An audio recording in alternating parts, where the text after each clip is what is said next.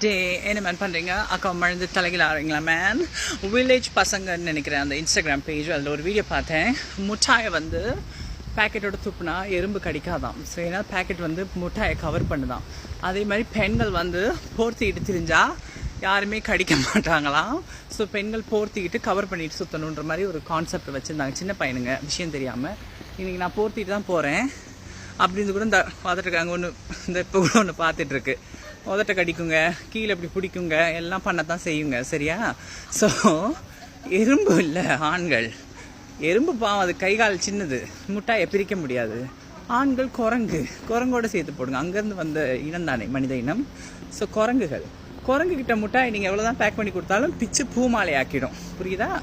So குரங்கோட behaviour தான் பிரச்சனையே தவிர முட்டாயோட பேக்கேஜில் இல்லை பிரச்சனை. நன்றி.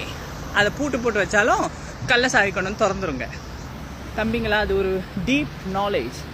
இதை புரிஞ்சுக்கோங்க, நாங்கள் சொல்லி தரோம். ஓகே, நன்றி, பாய், வணக்கம்.